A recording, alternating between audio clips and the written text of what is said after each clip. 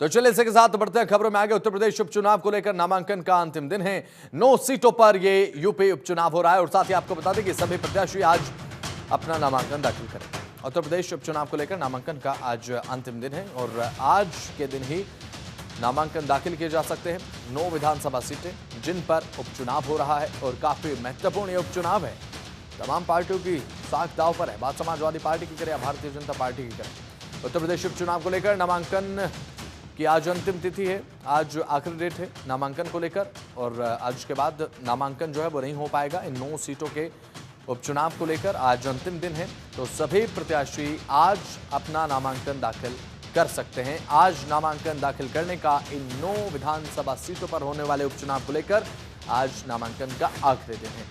तो 9 सीटों पर उपचुनाव हो रहा है और इस उपचुनाव को लेकर नामांकन का आज आखिरी दिन है।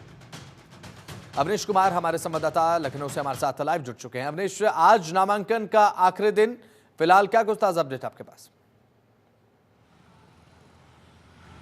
जी बिल्कुल, देखिए आज नामांकन का आखिरी दिन है और Bharatiya Janata party, Samajwadi party, Bahujan Samaj party सभी ने अपने अपने सीटों पर प्रत्याशी उतार दिए हैं। बिल्कुल। और आज भारतीय जनता पार्टी के जितने भी प्रत्याशी हैं वो अपना नामांकन करते हुए दिखाई देंगे।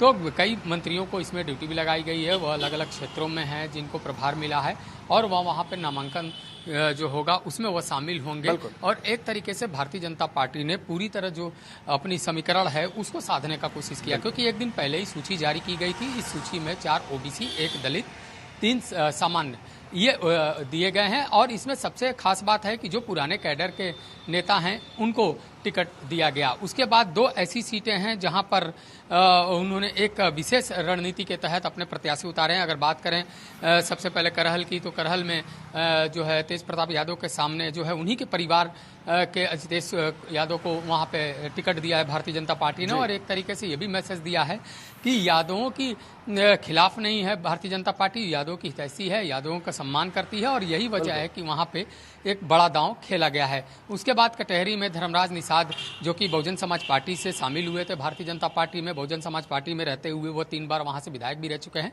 तो एक तरीके से पूरी जो समीकरण है उस समीकरण को वो समझते हैं, पहचानते हैं और यही वजह है धर्मराज निषाद को वहां से टिकट दिया गया। उसके बाद सीसामऊ से दिया गया, सूरज अवस्थी को टिकट दिया गया है। बाकी अलग अलग जगहों पर टिकट सबको दे दिया गया है और आज वो नामांकन करते हुए दिखाई देंगे। उसके बाद अगर बात करें, समाजवादी पार्टी ने कल 2 अपने प्रत्याशी घोषित किए थे, क्योंकि समाजवादी पार्टी और कांग्रेस के बीच सीटों का बंटवारा नहीं हो पाया, तो कांग्रेस ने साफ तौर पे कहा कि वो भारतीय जनता पार्टी को हराना चाहती है, ऐसे में अपने प्रत्याशी नहीं उतारेगी। जो समाजवादी पार्टी के प्रत्याशी होंगे उनका वह समर्थन करेगी। तो आज वो भी अपना नामांकन करते हुए दिखाई देंगे। यानी जो भी बचे हुए उम्मीदवार हैं वह आज नामांकन करेंगे और सभी दावा कर रहे हैं कि वह इस उपचुनाव में जीत रहे हैं। जो बड़ी संख्या है उस बड़ी संख्या से जीत रहे हैं। जो पीडीए का फार्मूला है समाजवादी पार्टी का, उसको तोड़ने का काम भारतीय जनता पार्टी ने कर रही है। और लगातार मुख्यमंत्री योगी आदित्यनाथ हो या भारतीय जनता पार्टी के शीर्ष नेता हो, लगातार दावा कर रहे हैं कि उपचुनाव में जनता का जो है वह समर्थन मिलेगा। क्योंकि उपचुनाव में जो प्रत्याशी घोषित किए हैं उसमें एक खास बात देखने को मिली है कि जो पुराने कैडर के नेता हैं, जो भारतीय जनता पार्टी के नेता हैं, यहाँ पर भारतीय जनता पार्टी की तरफ से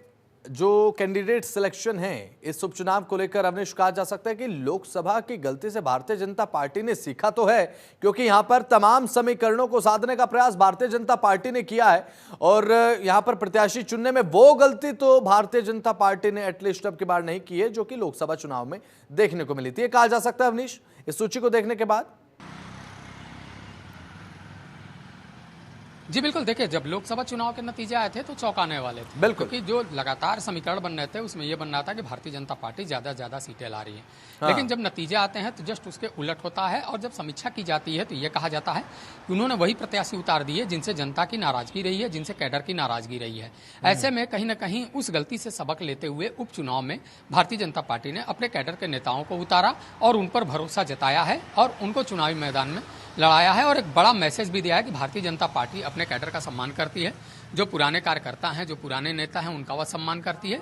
और यही वजह है कि जो उनके खाते में 8 सीटें आई थी, उन 8 सीटों पर अपने कैडर पर उन्होंने भरोसा दिखाया है। उसके बाद एक सीट जो है वो राष्ट्रीय लोक दल के खाते में है, जहां पे मिथिलेश को चुनाव लड़वाया जा रहा है और वह भी पिछड़ी जाति से आती हैं और पूरी तरह एक जो समीकरण है उसको बांधने की कोशिश होती है। तो अब भारतीय जनता पार्टी की यही कोशिश होगी कि ज़्यादा से ज़्यादा सीटों पर जीत हासिल करे, ताकि ताकि जो एक धब्बा लगा है लोकसभा चुनाव का वो उतर पाए और 2027 में जो विधानसभा चुनाव है उसमें कार्यकर्ताओं में ऊर्जा भरने का काम हो, जो कार्यक्रम अभियान है उनमें तेजी लाई जाए और एक सकारात्मक संदेश दिया जाए कि अभी भी उत्तर प्रदेश की जनता भारतीय जनता पार्टी के साथ है, योगी सरकार के साथ। चलिए ठीक है, बहुत बहुत शुक्रिया। अपनी जुड़े महत्वपूर्ण जानकारी आपने साझा की। बहुत